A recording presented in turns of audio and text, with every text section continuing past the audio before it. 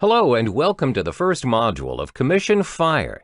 This course will teach you the various methods and strategies to level up your game in generating traffic to your site via different channels. For your first module, you will be introduced to Facebook page and ads. You'll learn about the relevance of Facebook page and ads to increase your existing traffic rate. To get started on your Facebook page, the first step is to use your existing personal profile to create a Facebook page. I would advise you to do so because it'll be easier for you to gain views over your existing friends once you've created a new Facebook page. Next, click on Create a New Page option on your Facebook homepage, and then you'll be prompted to choose your niche business. From here on in, I believe the process is no longer a stranger to you. Treat your Facebook page picture as part of your brand and use your own logo for it. Then on the bottom of your page name is an option to create page username to make it easier for users to look for you. Personally, I'd suggest that you use your page name as your username to ensure a concrete search result. Then there's your cover page. The only difference to it would be to treat your cover page as your business's current activity or advertisement. If you have a long-term sale or a new product launch coming up, it'll be wise to advertise it on your cover photo. Next, explore the About section. Fill up all there is to know about your business. You might never know when any of this information is important to your prospects. Now, about the page itself, don't ever leave it looking empty. An empty page is defined as a page without new content every week. At most, you only have 5 posts, and most of your posts contain only likes but no comments from users. One of the worst things of all is that a post of yours isn't relevant to your page. So before you start sharing anything, keep in mind to do so. You'll need at least 5 to 10 posts readily available in your page. That way, users won't be discouraged to follow you because those posts you show are active and it's ready to be shared. Use any relevant items you have from your main website and post them within your page. Plus, it's advisable that you put links relevant to your website on each post to steer users to your website immediately. As you can see, there are about 7 different options of posts for you to choose from. All you need to do is choose one that is relevant to your page and post at that time and follow the instructions that come with it. You have options like upload photos or video posts, advertise your business, start a live video, direct message, create an event, create an offer, and finally, writing notes. The highlight amongst the 7 different options would be advertise your business, which will be explored further in the next module. Welcome back. Previously, we talked about the 7 different posts available for your post once you've created your Facebook page. In this video, we're going to focus on your advertising objectives using the options available for you. To start it off, when you've set up your business page via Facebook, on the left-hand side of your page, you'll notice a Promote button that will direct you to the Facebook ad account. When you've accessed the account, you'll automatically see different campaign objectives that are already listed by Facebook, which ranges from awareness to conversion. The ad account functions to organize your advertisements according to your selected campaigns and their respective goals. There are 3 main categories in which the Facebook ad account uses to organize your ads. 1, your campaign's name and objectives. 2, your ad sets, which include targeting, budgeting, bidding, placement, and schedule. 3, types of ads, which include copy, images, media, and destination. To generate a successful campaign, there's a systematic and effective method in organizing your ad account. When you start on a new campaign, you should have multiple ad sets separately under your campaign. Your different ad sets should also have one specific advertisement. The campaigns are organized in such a way so that you'll have more control on the advertisements which you wish to publish. Secondly, as stated earlier, your ad sets will have their own budgeting. When you separate your ad sets, you'll get to manage your advertisements according to your budget. After you've organized your campaigns in your ad accounts, it's time for you to set up your Facebook Business Manager account. Now, some may think it's unnecessary to do this, but if you plan to expand your business, you'll find yourself managing multiple pages and advertisements for different products or services. This also means that you'll need to set up more than one ad account. This is when the Business Manager account comes into play. Your Business Manager functions to manage your multiple ad accounts. When you have multiple ad accounts, each separate account caters towards different clients or businesses that you serve. You pay for the ads with different payment methods. You then organize each ad account based on their campaign objective. One of the greatest advantages that you'll obtain when you set up your Business Manager is that you're able to track the performance of your ads across the different ad accounts. A report will be generated on the assets and people that your business is responsible for. In short, a report on your traffic. So make sure you've taken into account your campaign objectives, because you need to set your marketing objectives. Even though there are loads of marketing objectives prepared by Facebook, there are only 4 options that focus on driving traffic towards your business. They are 1. Traffic, 2. Video views, 3. Lead generation, 4. Website conversions. Now let's explore each in more detail. First is the traffic objective.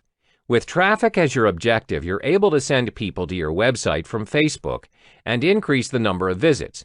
You're also able to get people to download your app. There are various ads format that you can choose from in order to advertise your ad, which ranges from photos to slideshows.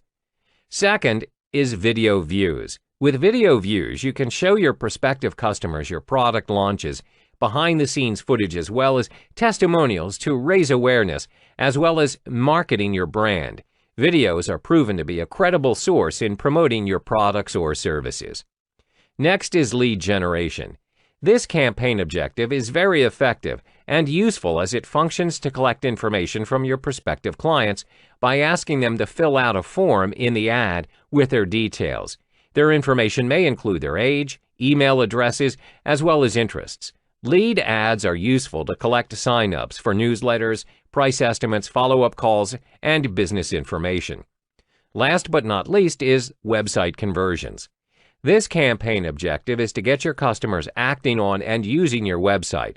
For instance, you can track conversions when a customer purchases a product from your website. To enable website conversion ads, you'll need to use the Facebook Pixel for websites. In the next module, we'll talk about budgeting your Facebook ads, as well as targeting your audience. Hello and welcome back. In this module, we'll learn how to install your Facebook Pixels to your landing page to track your site's activity. Why do you need Facebook Pixels? Well, the pixels are a piece of tracking code that can be installed on your website's or landing page's analytics section. Facebook Pixels are used to track leads, track conversions, retargeting your audience and creating different lists, creating a lookalike audience, tweaking your landing page based on your audience's activity. All of this information is made available to you once you install the Pixel code to your page. Now let me give you an example. Let's say you're in the internet marketing niche and you've recently launched your own product. The front end is a free ebook downloadable via your landing page. In order to download the ebook, the audience would need to fill in a form first with their details and then submit. Therefore, there are 3 steps involved in this process before they ever download the ebook. 1, they visit your landing page. 2, they fill in the form. And 3, they click Submit. When you install the Pixel, you're able to track all of these actions separately and which action did the audience perform. Did they only visit your landing page? Did they continue to fill in the form and click Submit? These are all important information pieces to gather, so in the end, you're able to retarget your audience and identify specifically who they are. Most important, you can tweak your sales video, sales letter, or landing page content depending on your audience's activity and improve the performance of your landing page. This will inevitably attract more leads to your cause. How do you install the Facebook Pixel on your landing page? Well, let me talk you through the steps. First, you need to open your Facebook Ads Manager account. Then, on the top left, you click on the Ads Manager, where you'll be directed to several options. You just need to go to Assets, and then further down, you're able to spot the Pixels option. Click on Pixels. On the next page, you click on Setup, which is at the right-hand corner of the page. Then a pop-up will appear where it states Install your Pixel code. There will be two options, which are Use an integration or Tag Manager and Copy and paste the code. You will then click on Copy and paste the code. After that, you'll see Install Pixel Base Code, where there will be a code ready for you to use. All you need to do is click on the code and it will be automatically copied. Next is the code installation on your landing page. Now what you need to do now is to go to your landing page's Analytics/Scripts section and paste the Pixel base code on the header script section. Now you're all done. Make sure that you refresh your page, as it may take 10 to 20 minutes for the Pixel to be activated. To ensure that your Pixels are installed successfully, head back to your Facebook Ads Manager, and there will be a blue tick symbol indicating if you have installed it correctly. You can now track the type of audience visiting your landing page. The next step is to install your second Pixel, which is the Facebook Pixel Event Code. The event code allows you to track more specific events and conversions, where it is included 9 different options from view content to complete registration. For this tutorial, we'll be focusing on tracking whether your audience submitted their details on your landing page, where we will utilize the complete registration Pixel event code. The steps are just the same as installing your first Pixel, but this time when you've clicked on the copy and paste the code instead of opting for Install Pixel Base Code, you opt for Install Event Code, where you can then lead to the 9 different event options. Click on Complete Registration where you are in the given code. You copy the code and paste it on your download confirmation page, where they will download their ebook if they choose to submit their details. The main reason why you need to install 2 different Pixels on your landing page is so you're able to track the activity of your page in a more targeted and focused manner. In a nutshell, your first Pixel tracks the activity and the type of audience on your site, and the second Pixel specifically tracks if the audience submitted their details on your site. This will give you a higher chance in retargeting and creating your lookalike audience for your future launches. Hey there, and welcome back. We've reached the final module of the Facebook Ads series. In this module, I'll walk you through the steps to run your very first ad campaign. As mentioned in the previous module, there are 4 campaign objectives, where it is specifically catered towards generating traffic to your favor. The 4 objectives are traffic, video views, lead generation, and conversions. For this particular module, we will only be focusing on conversions to illustrate a clear example of how you can start running your ads. Conversions functions to drive actions to your website or app. First, head on to your Facebook Ads Manager, and as you can see, there are different campaign objectives you can choose from. Under Conversion, click on the Conversions option. Once you've clicked on Conversions, you will then be directed to the lower half of the page where you need to insert your campaign name. When you've filled in your campaign name, you can proceed to click on Set Up Advert Account. When you set up your advert account, you're required to fill in your details, which include your country, currency, as well as time zone. When you're done, you click Continue at the bottom of the page on your right. When you are directed to the new page under Conversion, you're asked to choose which site you would want to promote. In this case, we will opt for Website. Then you need to start to select a conversion pixel for your website. In this case, we're selecting Complete Registration. Next is defining your audience. You must fill in your details specifically to whom you want your adverts to appear. The details include your custom audience, location, age, gender, and languages. Once you've filled in the details, remember to click Save this audience. The next step is your ad placement. You may opt for automatic or edit placement. I recommend you opt for edit placement. For the device types, you maintain both device and desktop. Then for starters, only opt for Facebook as your advertising platform, so it'll be easier for you to track your progress. The next step is to determine how much you're willing to spend for your ads. My recommendation is you scale small for the first time around. Start with $10 to $20 for your daily budget. Set your schedule to run My Advert Set continuously starting today. You can now proceed to the next section. Now you're ready to format your ads. Choose how you would like your advert to appear. In this example, I've selected the single image. You're then able to choose your preferred image for your advert, where it can be stock photos or uploading your own. Then, you need to fill in your website URL, your headline, and text for your advert. This would be focusing on what you intend to promote. All that's left to do now is to select your call to action button and your ad is good to go. You can then proceed and click Confirm to run your advert. When your ads are up and running, it's time for you to track the performance of your ads to ensure you're minimizing the risk and maximizing your return on investment. One way to go about it is by conversion tracking. All you need to do is to go to your Ads Manager, click Campaigns, Ad Sets, or Ads depending on what you want to track. Then you select Customer Columns and check the boxes next to the actions that matter to you. This can be website purchases or cost per website purchases if your ad's goal is sales. You then click Apply and the results will be readily available for you in the reporting table. Hello and welcome to the second module, where you will be introduced to search engine optimization, also known as SEO. You'll learn about SEO and its relevance to your business trafficking rate, a special step-by-step on how to optimize your business online using SEO, and finally, SEO's potential in your business future. Have you ever wondered about the Google search results provided for you? What makes certain results appear before any other search results? In fact, thousands of us are scrolling through that first page of Google search results. Most of us won't bother clicking the very next page of that result. That would be the search engine optimization, also known as SEO. Let's illustrate an example.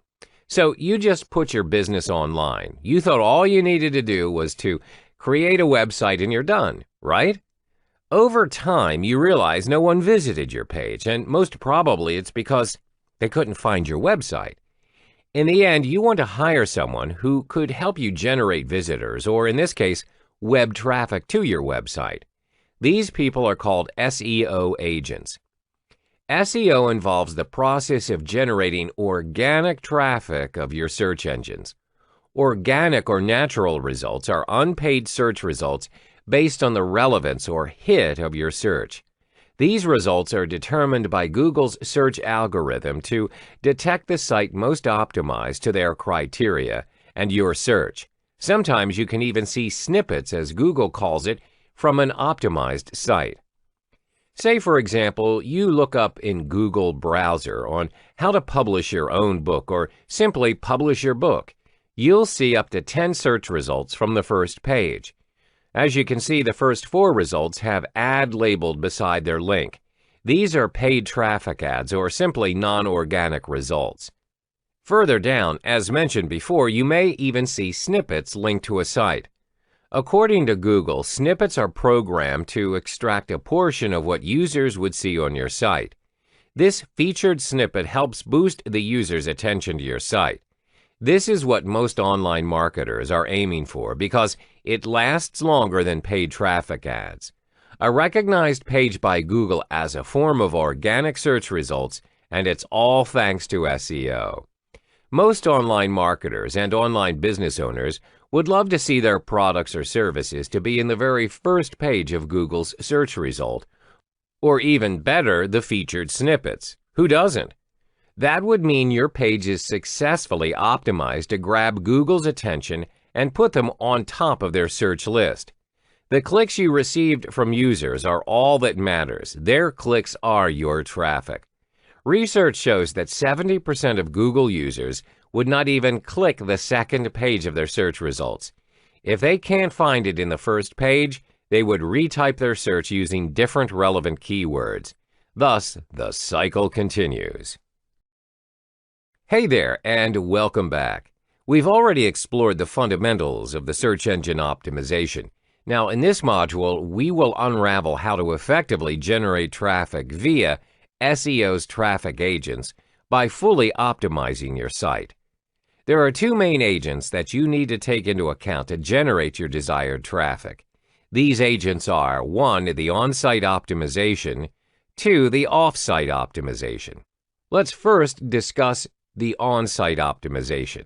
This agent is known for the process of ensuring that your own site would achieve a certain recognition level by both search engines and your viewers.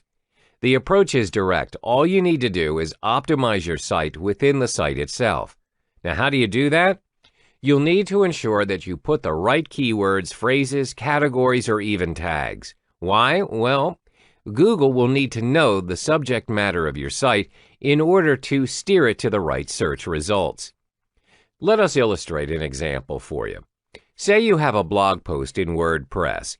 In it, you have a post that talks about how to publish your own book. The most important keyword lies in your title. Would you write your title differently? Yes. You may, but keep in mind that you'll need to be direct and concise. Something like publish your book in 30 days or the art of publishing your own book. Similar keywords are maintained in both titles. Publish book.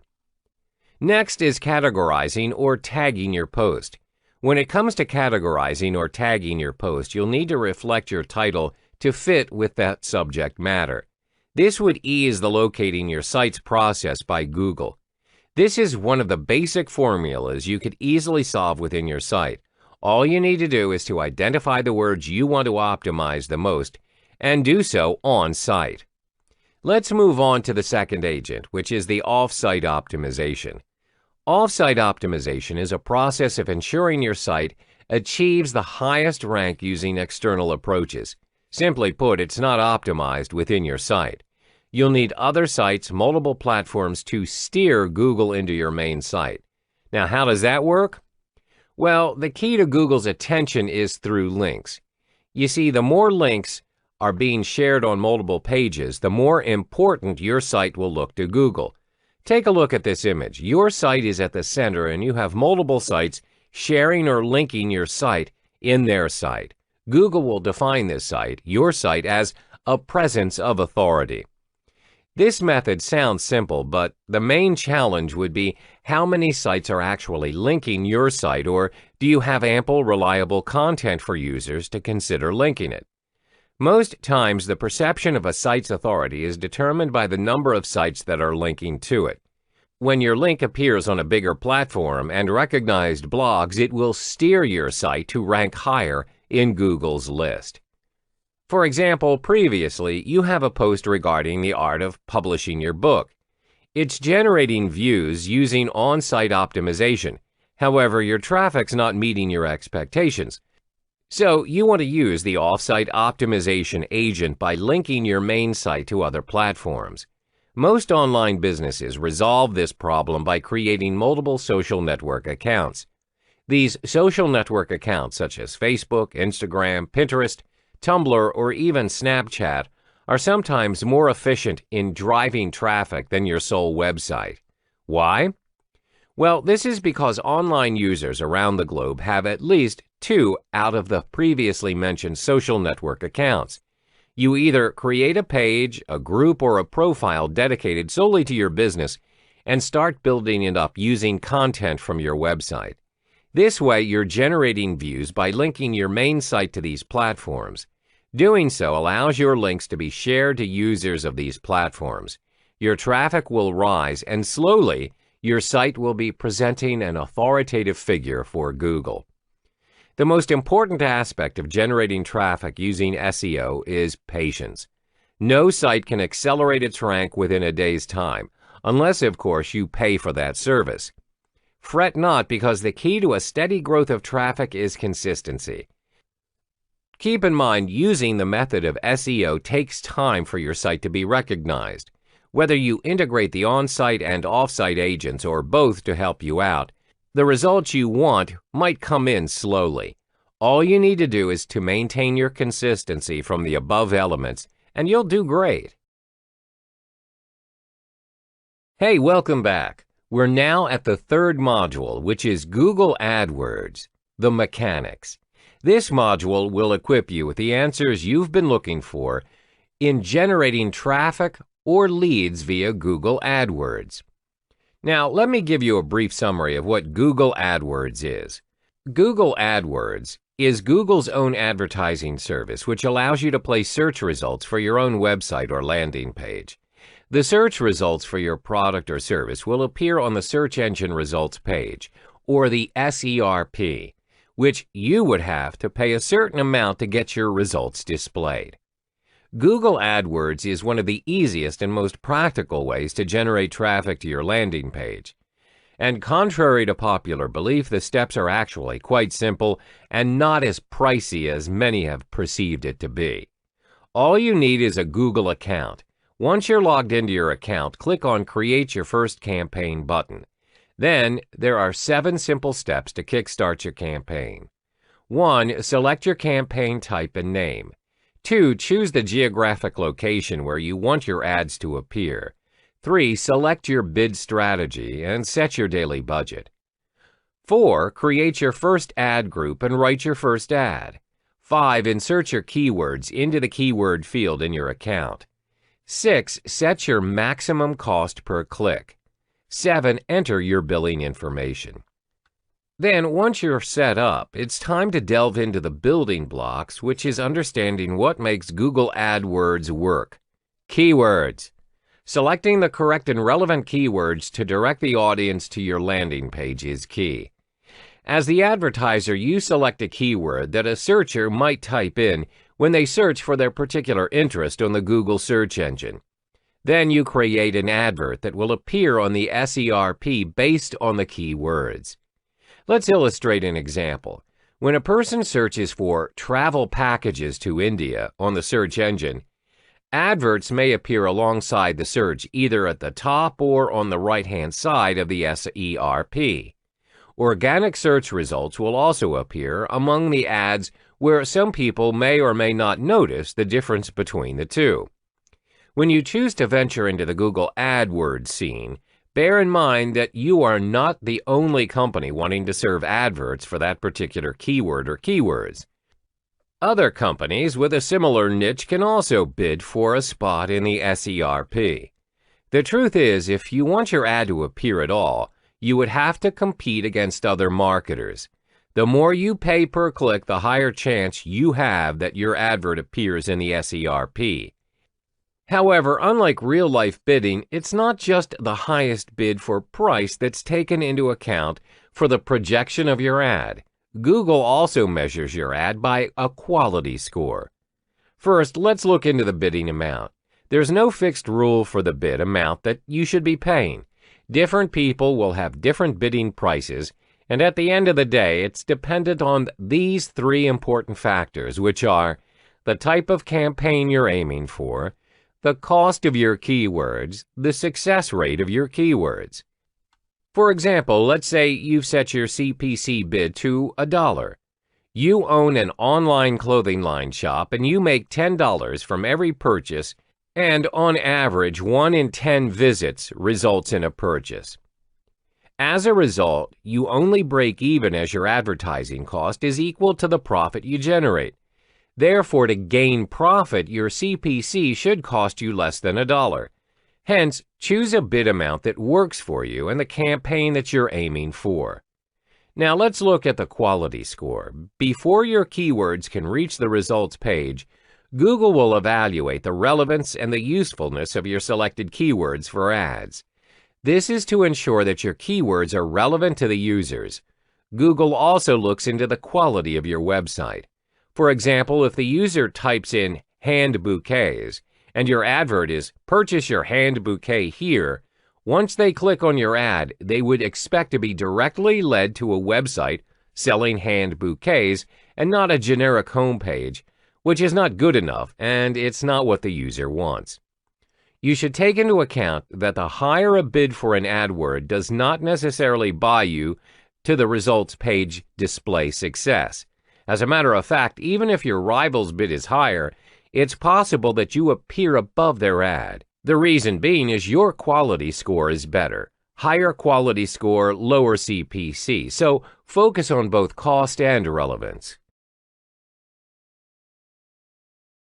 Hi there and welcome back.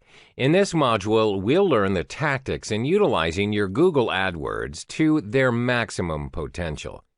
This module will also equip you on how to optimize your Google AdWords campaign when you're all set up. Okay, I'm sure by now you're ready to set up your own Google AdWords campaign. But before you start, there are 3 tactics that can be useful to you in strategizing your ads and ensuring your campaign's success. These 3 tactics are, first, identifying your audience and your unique selling point, or USP. Second is coming up with the killer ads, and finally, tracking your conversions. Let's explore the first tactic, which is identifying your audience and your unique selling point, or USP. Identifying who your target audiences are is very important, as you would have an idea of who your potential prospects will be. Now ask yourself these important questions. What does your customer want? What does your ideal customer do? When do they do it? When are they actively searching for what they want, and what device are they using? When you've asked these questions, make sure that you follow it up by spying on the market. By doing so, you'll discover your market as well as the customer's needs. Therefore, would you agree that you would not be wasting your resources, time, money, and energy in developing your AdWord campaign? Now think of it this way. If your customers are not searching for your product or service via Google AdWords, then obviously your campaign will surely be a waste. Too often, online entrepreneurs are so much in love with the products or services they're offering, they forget that it's not their needs to satisfy, but their customers' needs. So hold your horses, and before you enthusiastically launch your first campaign, you need to verify whether there is in fact an audience for your show. Next, it's imperative that you identify your USP, your unique selling proposition. What is USP? Your USP is what sets you apart from you and your competitors. It gives you an edge where it gives you your prospects a convincing reason to choose you over everyone else. For instance, if you choose to advertise your ebook on how to lose weight in 30 days, what makes your ebook different from the ones readily available in the market already? What is your X factor? Do you offer different content as compared to the other ebooks out there? Or do you have complementary or bonus content that other vendors have never thought of? Are you unique enough? As Dan Kennedy, direct response marketing expert, would put it, why should I, your prospect, choose to do business with you versus any other option, including doing nothing?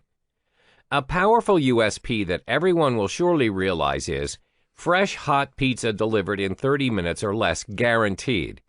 This USP originates from Domino's Pizza, which they applied to create a billion-dollar company. So it leaves us with an important question. How do you create your own USP? Well, first, identify your strengths and what you do have that others don't. As stated earlier, this will be your X factor. Second, interact with your customers by hearing them out. A great company is built on customers' feedback and insight. Ask your customers these following set of questions. Why are they doing business with you and not others? What do they like about your product or service? What can you improve on? Always remember your price tag is not the sole reason why people buy your product or service. If your competitor is pulling you down on pricing because they're more established, you have to be creative and tackle another sales feature that will compensate the customer's needs. You need to build your sales around that particular feature. The next tactic is coming up with killer ads for your campaign. When it comes to Google AdWords, most people disregard the fact that besides traffic that you intend to generate, there will be unwanted traffic too. You must take this into account as you're paying when people click on your ads. Therefore, your ads have 2 very important missions: to attract potential and qualified customers to click on your ads instead of your competitors, and to keep the non-related and unqualified customers at bay by not clicking your ads. This concludes that when you have more relevant clicks, you generate more sales. When you do not have unwanted traffic clicking on your ads, you would eventually save more money where it adds to your profit margin. There are 4 key components to your AdWords campaign. 1. Headline. 2. Description line 1, 3. Description line 2, 4. Display URL. Bear in mind that these components will either make you or break you. First, let's look at the headline. The headline should be your main focus, as it is what your prospects will be reading first of all. Moreover, AdWords will only allow a maximum of 25 characters per headline, so make every precious character count. One proven way to construct a compelling headline is by speaking to your customer's end goal. Do not ask them questions that they already have answers to themselves and what they already know. Let me give you an example. If your customer is searching for pesticides for their crop, you should not have your headline as "Searching for pesticides?" which can be redundant. Instead, give them the answer that they're looking for and what they want to achieve. Therefore, your ad headline should be written in this manner: Get rid of pests once and for all. Save your crops. Give them the solution. For your description line 1 and 2, you're only given 35 characters, hence, reiterate your offer as effectively as possible. Remember to include your USP as well as your call to action to prompt your customers. Last but not least, let's look at the display URL. This is oftentimes ignored by most users. The display URL is an important marketing feature if you know how to structure it. Most users will find the easy way out by just copying and pasting their domain name. Instead, what you can do is include your offer, your call to action, or even your USP that will make your URL unforgettable. Let's take the context of the pesticides we talked about earlier. www.domain.com/provenpesticides. www.domain.com/pestscontrol. www.domain.com/unharmfulpesticides. When you've already mastered this art, it'll increase your click-through rate, CTR, which in turn will boost your quality score and lower your cost per click, or CPC. Think of it this way: great ads will minimize your cost, while lousy ads will only add to it. The third and final tactic is tracking your conversions. This is made easy as it's a free tool provided by Google AdWords. It shows you exactly what happens after a customer clicks on your ads. This may include purchasing a product from your website, signed up for your newsletter, called to get to know more of what your business is about, as well as downloading your app. If you skip this step, you'll never have an idea on which keywords, ads, ad groups, and campaigns are generating money, and which one is only pulling your resources down. In another sense, you would not be able to optimize your campaign once it's up and running. The question is, how do you optimize and assess your Google AdWords campaign to ensure that you are on the right track? The answer is to test run your campaign in 3 different methods. The 3 methods are keeping track of your keyword bids, optimizing your click-through rate, CTR, and 3, your landing page conversion rate. First, keep track of your keyword bids. Once you've generated your clicks and sales, you'll still need to adjust your bids. If your keywords are generating profit, but you're still not ranked as the top campaigner, then you should continue to raise your bidding price.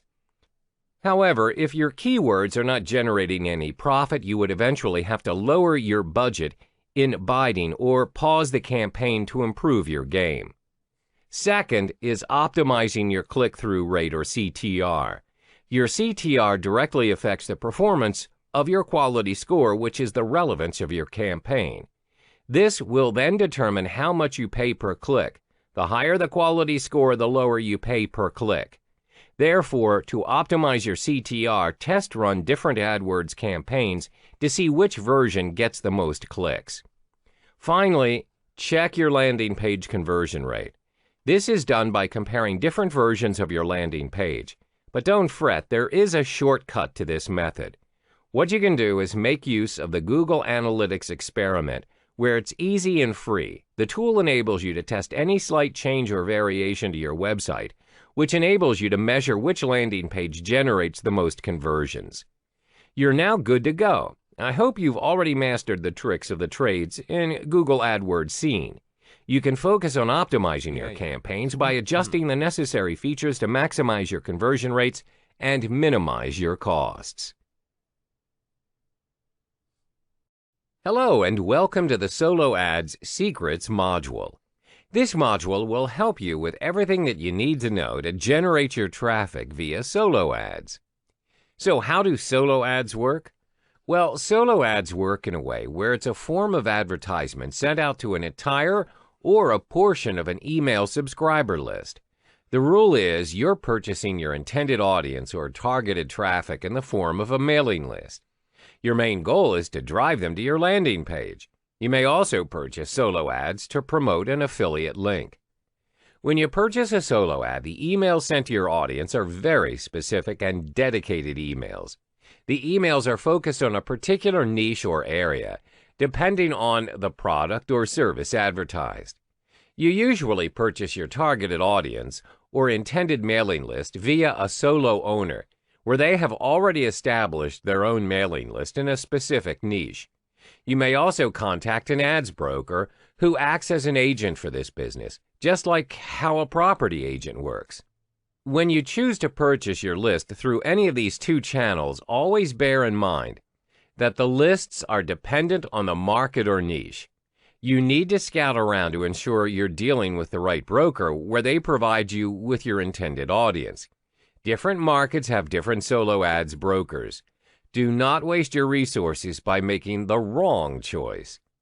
This kind of transaction is also made available through Facebook Solo Ads Group. It can be a public or a closed group. In a particular group, there will be solo ads brokers or vendors as well as the buyers. The brokers advertise the lists that they sell. Meanwhile, the customers who purchase the lists can publish testimonials on the group's page. Therefore, the members of the group will get direct feedback, and this will enable them to weigh their selection of lists.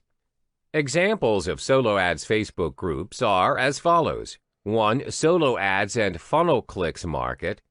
2. Solo ads, ad swaps, and email marketing. Solo ads, the golden rules. There are 2 golden rules that will ensure your solo ad success. The first golden rule, identify your target audience and be familiar with their demographics. For instance, if you're selling supplements for weight loss, the questions you want to ask yourself are, which age group are you focusing on? Are you focusing on males, females, or both? What type of products are they purchasing? What sites are they interested in and looking at? It's important to identify these factors as it will aid you in being more specific towards your advertisement goals. After you've identified your target audience and you find a mailing list that works for you, remember to keep going 2 times bigger than your previous round. For instance, if you purchase 50 subscribers on a list and it works for you, continue with 100 subscribers the next round. Continue to do the same each round until you've accumulated your ideal list for your advertisements. Always remember to not drastically go for a huge solo ad to minimize risk and maximize your return. The strategy is to scale it small and go bigger each time. This way you don't waste your resources on gaining unwanted subscribers. Not all the people on the list will respond to your offer. The second golden rule is to stay relevant to your audience. For instance, when your solo ads direct them to your squeeze page, make sure that they get what they came for. If your squeeze page is giving information on your health supplement, don't send them an ad on slimming pills. Yeah, it happens. When you fail to deliver relevant information to your audience, it can go 2 ways.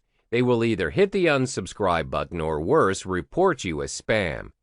It's important to not only generate and drive traffic to your page, but to sustain and build up your lists as well.